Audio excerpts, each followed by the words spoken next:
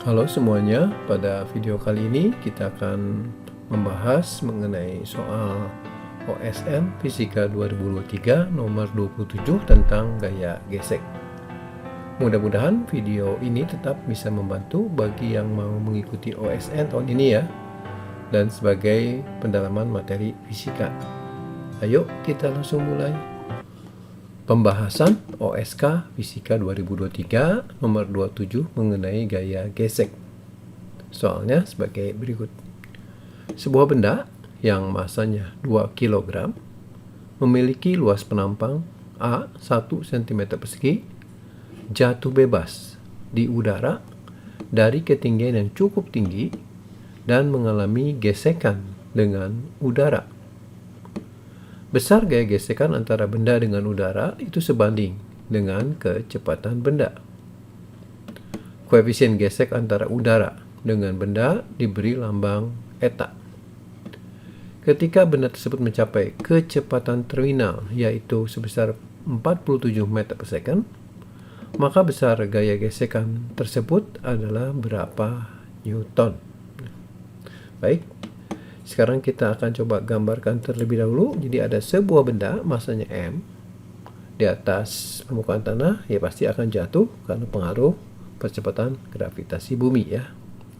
Nah sekarang ketika dia jatuh karena pengaruh gaya berat ini atau gaya gravitasi, maka dia akan bertambah cepat ya.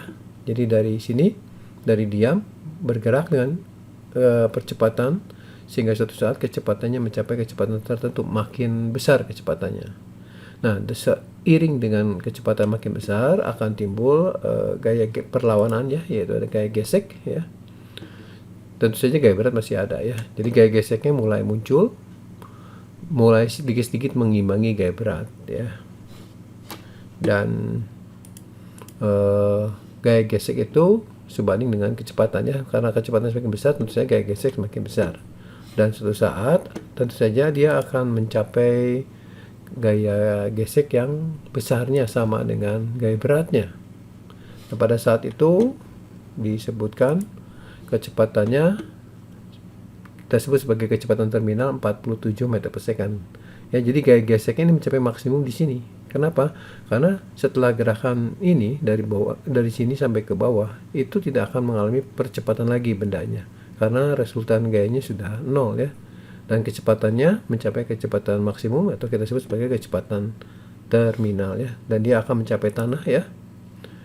Nah sekarang kalau kita lihat bagian dari sini sampai ke saat mencapai kecepatan terminal, itu bendanya masih dipercepat. Dimana gaya geseknya masih cukup kecil dan belum bisa mengimbangi gaya berat ya.